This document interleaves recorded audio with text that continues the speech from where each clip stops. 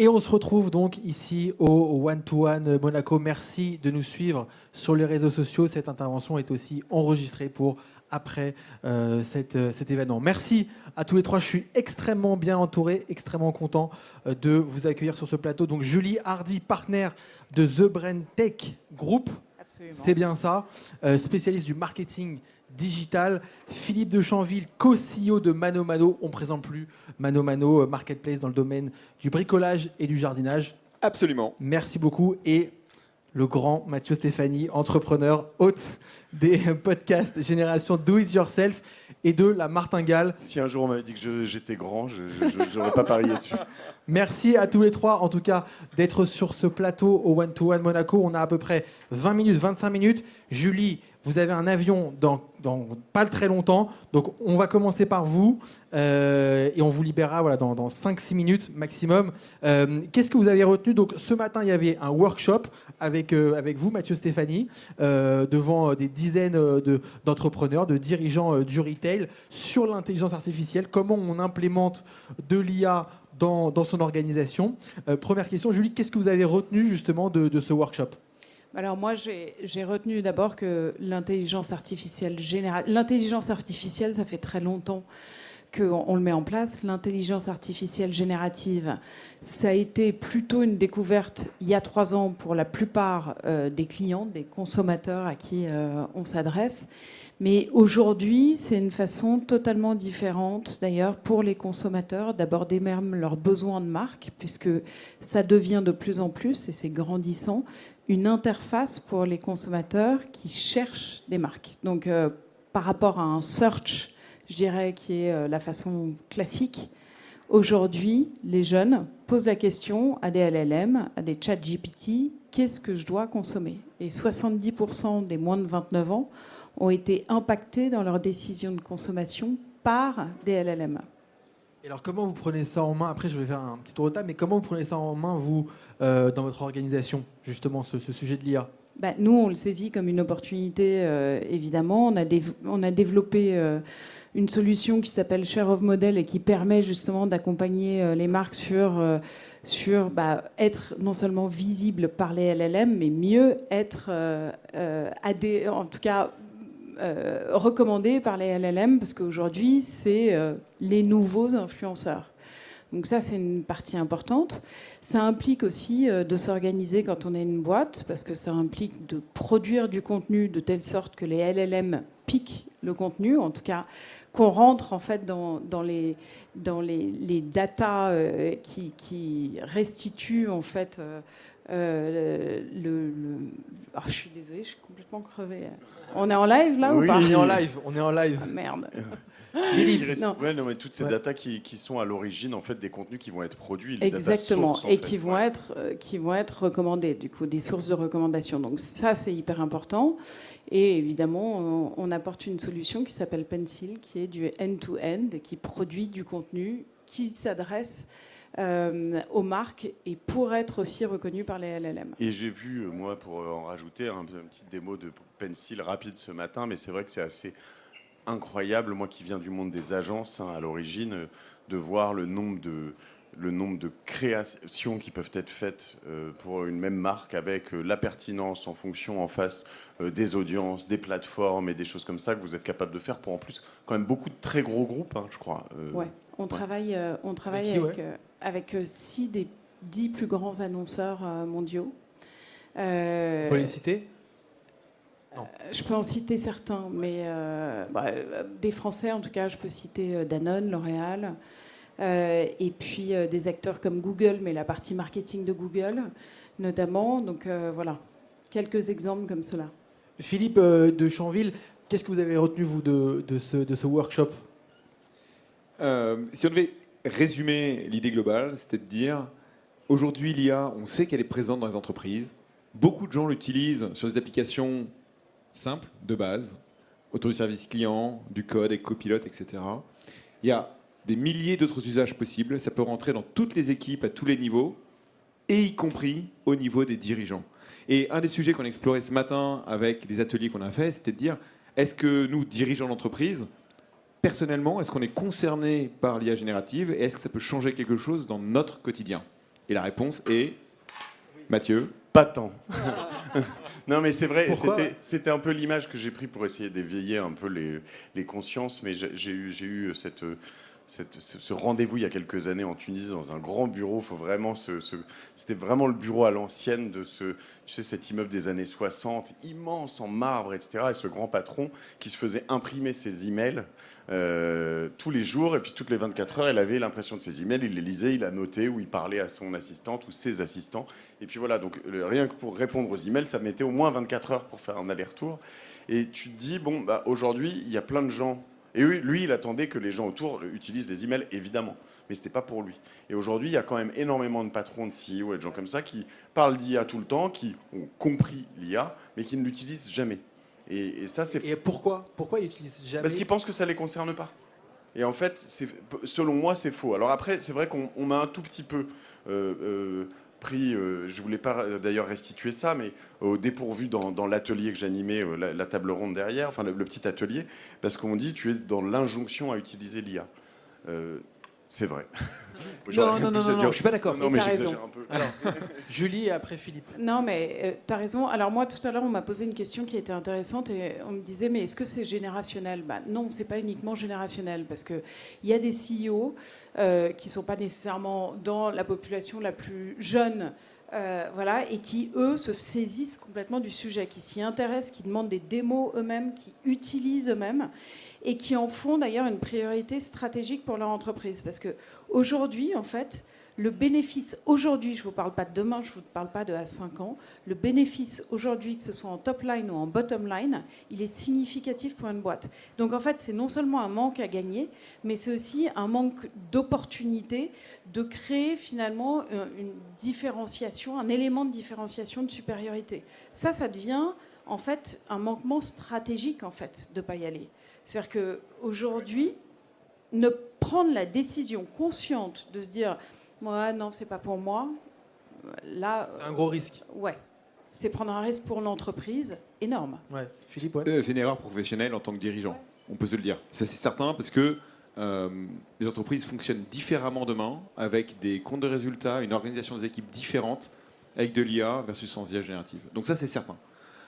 Après, je reviens juste sur le point de Mathieu, qui était de dire, est-ce que c'est une injonction pour les dirigeants, etc. Moi, ce que j'ai pu voir ce matin à la réunion, sont des gens qui se disaient, mais en fait, j'ai compris que j'en avais besoin dans mes équipes. J'ai compris que je pouvais faire plein de choses bien au-delà du dev, du service client, mais ça peut être vrai dans toutes mes équipes, de la finance, du légal, de la logistique, du marketing, évidemment. Il y a des limites, on peut en parler après, il y a plein de limites, mais il faut passer par là. Mais j'ai compris moi aussi en tant que dirigeant que en fait, moi aussi, je pouvais m'en servir pour mes tâches du quotidien. Alors après, la réalité, c'est que des dirigeants, c'est un mot pour plein de réalités différentes. Des dirigeants, il y en a qui gèrent 50 personnes et produisent beaucoup, des slides, du PowerPoint, de l'Excel, etc. D'autres qui sont uniquement dans du relationnel, dans des RP, etc. Donc ce sont des métiers différents, donc il y a des usages très différents, mais il y a beaucoup de use cases différents également pour des dirigeants, pour gagner du temps, gagner en awareness, mais en compréhension de ce qui nous entoure, faire plein de travaux de recherche qui permettent de prendre des décisions beaucoup plus éclairées. Et toi, après je te donne la parole, mais toi en tant que dirigeant de Mano Mano, comment tu utilises l'IA, soit pour tes équipes, soit de manière personnelle? Est-ce que voilà, tu peux nous donner quelques cas d'usage? Alors, il y a deux choses. Je prétends absolument pas être un expert ni un exemple, soyons très clairs. Dans les équipes, chez Mano Mano, en fait, la data a été notre ADN depuis le départ. C'est-à-dire qu'on s'est créé il y a 13 ans. Notre premier avantage, notre première différenciation, elle est venue sur notre capacité à gérer des millions de SKU de manière automatisée. Notre équipe marketing, pendant 8 ans, était constituée uniquement de data scientists. On a découvert le marketing il y a 3-4 ans en recrutant des profils qui savaient ce que c'était que le CRM, la loyauté. J'ai découvert ça, c'était fascinant. Mais moi, pendant 8 ans, je n'ai fait que de la data au marketing. Parce que c'est notre ADN. Et donc, du coup, on a construit, et on a cette chance, on a construit les bases qui nous permettent de traiter de la data at scale de manière en temps réel, de manière à peu près efficace. Et ça fait que quand l'IA générative est arrivée, c'était assez naturel pour nous de l'utiliser dans toute entreprise. Et donc, on a créé notre propre outil interne, sécurisé, déconnecté du monde réel. Qui vous permet quoi exactement cet outil? Et en fait, cet outil, on a plugué plusieurs solutions, on a construit nos propres algorithmes dedans, avec de l'IA générative, et ça nous permet d'avoir des outils pour le back-office de toutes nos équipes qui sont intégrés dans leur quotidien. Par exemple, la formation de nos agents du service client, et la formation est faite, entraînée, supervisée par des agents IA. De même manière que le service client lui-même, il y a des discussions qui sont faites par des agents IA et d'autres qui sont faites par des humains.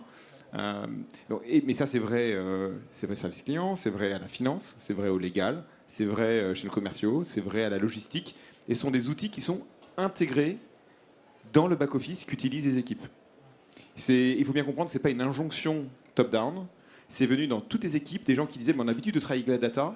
Et là, tout d'un coup, on a un gain de 5, 10, 15, 20, 30%, incroyable, mais 30% de gain par rapport à nos anciens algorithmes grâce à l'IA générative.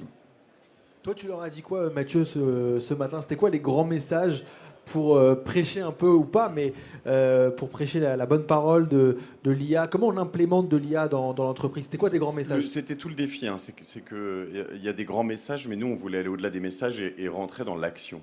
Et donc, on a tous essayé de montrer nos usages à nous. Moi, notamment, j'ai montré des modes projets que j'utilise. Moi, c'est mon obsession. Mais ce qui est assez marrant, c'est que je ne l'ai peut-être pas dit comme ça d'ailleurs ce matin, mais c'est mon obsession depuis 2 ans. Mais en termes d'usage, ça a explosé que depuis décembre. Parce qu'en fait, en septembre, quand j'ai essayé, c'était pas terrible. C'était OK, mais c'était pas fou sur plein d'usages. En octobre, c'était pas fou. Et puis à partir de décembre, j'ai 2-3 usages qu'on shifté sur lesquels, en fait, voilà. Et là, on sent les agents qui sont en train d'arriver, des tas de choses des tâches qu'on peut lui faire à l'avance. Et là, on rentre dans un univers de possibles qui est incroyable. Et donc, ce qui est fou, c'est que là, on parle de moi, en fait. Tous ceux qui s'y sont pas mis encore, c'est pas grave. Mais en revanche, il faut juste pas trop tarder, parce qu'à un moment, tu vas prendre une avance qui est phénoménale. Ce matin, je montrais un des projets que j'avais, qui était plus un projet qui pouvait parler à tout le monde, d'un local que j'ai acheté il y a quelques années. Et ce local, on est en train de le refurbish pour en faire des studios de podcast et puis une salle de location sur un site qui s'appelle Office Riders. Bref, c'est un truc un peu hybride. Le projet est assez complexe. Et dessus, je fais un business plan, du légal, des contrats. Je fais toute la grille avec la liste des travaux à faire par mon entrepreneur. Je ne sais plus comment ça s'appelle, mais c'est un nom précis, mais voilà, tu vois, un calendrier prévisionnel. Les demandes de devis pour les designers, le site internet. Des moodboards qui viennent de Pinterest. On lui envoie un Pinterest, on lui dit prends ce Pinterest, fais-nous des moodboards pour nous faire designer tout ça. On peut faire des plans, enfin, c'est sans fin. Et je dialogue, et à chaque fois, je l'améliore en renvoyant les échanges que j'ai, etc. Je me rends compte que j'avais un rendez-vous. D'ailleurs, j'ai un rendez-vous après là-dessus. Et il faut que je l'alimente en permanence, et ça devient mon espèce de combo. On essayait de les envoyer ce matin sur un truc de leur dire, imaginez si vous aviez tous les contrats de votre boîte qui étaient sur ChatGPT dans un projet ou sur une autre IA. Tous. Et vous pouvez dialoguer avec votre contrat. Avec en plus le droit du travail, le code du commerce, etc. En fait, il y a un moment, est-ce que je peux faire ça? Comment? Quand est-ce que tel contrat arrive à... Mieux encore, que votre IA vous dise tel contrat arrive à échéance dans 2 semaines, renégocie-le. Tiens, il y a tel et tel et tel point, ou peut-être qu'il n'y a pas assez d'usage là-dessus. Tout ça, ça va être réel ou c'est réel dans plein de cas, comme tu le disais tout à l'heure, Julie. Ouais, Julie, est-ce que vous voulez réagir sur ça? Ouais, alors moi j'aime bien voir les choses, je dirais, du point de vue des entreprises, des grosses entreprises. J'ai vu 3 mouvements en fait, enfin 3 étapes. 2023, c'était l'étape des découvertes, on regarde, on teste, etc. 2024, c'était l'étape des use cases. Donc une fois qu'on a testé un petit peu ce qui était disponible, sans trop se préoccuper d'ailleurs de l'environnement data, de l'environnement IP, etc., on identifie les cas d'usage. Quels sont les cas d'usage qui vont avoir vraiment un maximum de transformation? Et là, on est vraiment dans le déploiement à échelle, dans l'industrialisation. Mais sachant que ce qui est intéressant, c'est qu'il y a 2 mouvements en parallèle. C'est à la fois, on devient beaucoup plus précis sur l'industrialisation de ces cas d'usage, avec tous ceux d'ailleurs qui sont sur l'ensemble de la chaîne de valeur, parce que c'est une révolution totalement horizontale, donc qui touche en fait tous les domaines, tous les métiers d'une boîte. Nous, on est spécialisés sur le marketing. Et ce qu'on peut voir aussi, c'est que parce que la technologie accélère beaucoup, en fait, il y a un double effet accélérateur. Et ça, c'est assez sympa. Philippe, comment on fait pour embarquer les équipes quelque part dans l'IA? Il y a parfois des réticences aussi. dans des entreprises, des salariés qui pensent que ils vont être remplacés. Comment on fait pour les embarquer avec nous? Alors, le meilleur symptôme, le meilleur cas de figure, c'est les équipes qui t'embarquent dans la transformation parce qu'elles en ont envie, parce qu'elles le découvrent, parce qu'elles s'en servent dans leur vie quotidienne pour autre chose et se disent mais là, au bureau, je peux gagner du temps. Là. Je peux arrêter de faire cette tâche-là qui est un peu chronophage et qui n'est pas super intéressante avec de l'IA. Et nous, dans notre cas, ça a été le cas. C'est vraiment venu des équipes parce qu'il y avait un setup qui s'y prêtait. Vous êtes une start-up aussi, donc vous avez Non, ça et dans puis votre avec une dans votre population ADN. de data scientists, comme tu le disais, qui du coup a une appétence quand même pour l'innovation et pour cette typologie d'innovation qui s'appuie totalement sur le savoir-faire. C'est 10% de nos équipes et ils sont embedded dans toutes les équipes. Ils sont présents dans toutes les équipes de la boîte. Donc forcément, ça vient des équipes, mais au-delà de notre cas de figure à nous, ce qui est intéressant, parce qu'on l'a vu ce matin avec les témoignages dans les ateliers, des gens qui disaient, mais nous, dans nos équipes, tout le monde se sert ou a envie de se servir de l'IA. Les gens y vont, et nous, on est obligé de les freiner, parce que d'un point de vue sécurité, on se rend compte que le setup n'est pas encore bon, et on n'a pas envie que toute notre data client ou financière se retrouve là-bas sur le web. Donc, beaucoup de retours que j'ai eus, c'était de dire, on veut y aller, on comprend le besoin, enfin, on comprend l'utilité, ce que ça peut apporter, mais beaucoup de gens nous disent, mef, faites attention, parce que le setup sécurisé n'est pas encore là, que ça prend du temps de construire les infrastructures data, et donc il y a des étapes à pas griller, et donc parfois on se retrouve obligé de plutôt ralentir les équipes que de chercher à les embarquer, parce que les gens, je crois, comprennent très très vite, surtout dans des... Nous, un pur player, pur digital, avec un âge moyen de 30 ans, donc dans les équipes, les gens sont très appétents à ça, mais j'ai tendance à croire que dans les autres entreprises, je ne sais pas quelle est votre expérience, mais je pense que c'est pareil ailleurs, non? Bonne Alors, question. En fait, je pense qu'effectivement, ce qui est important, c'est de donner un cadre dès le début, déjà qui écarte au maximum le sujet de la sécurité. Parce que c'est vrai que c'est une espèce de menace pour beaucoup de gens. Donc, quand on établit un écosystème justement dans lequel on peut travailler avec de l'IA générative sans se poser la question de la sécurité, ça aide beaucoup l'adoption en fait. Et ensuite, il faut accompagner les gens aussi. C'est-à-dire qu'on n'est plus dans une seule étape d'upskilling, donc où on les forme une fois et ensuite on se dit qu'ils courent.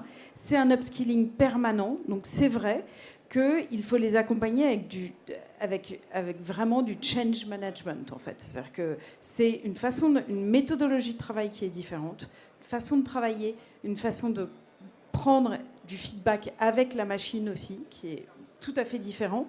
Et puis c'est du change management sur les accompagner en permanence avec de la formation en continu quasiment. Et typiquement, de la formation, on en a parlé ce matin aussi sur le prompt. C'est-à-dire qu'on se rend compte que la qualité de l'IA générative et de ce que tu récupères dépend complètement de la qualité de ton prompt. Et donc, la formation, mais tu as complètement raison, Julie. Nous, on en fait beaucoup en permanence, avec des témoignages. Enfin, on met ça vraiment à disposition des équipes. Mais aussi, on a des outils internes qui les aident à apprendre à faire les bons prompts pour être encore plus efficaces quand ils utilisent. Parce que utiliser l'IA sans faire des prompts très cohérents, à la fin, tu as le résultat qui dépend de la qualité de ton prompt.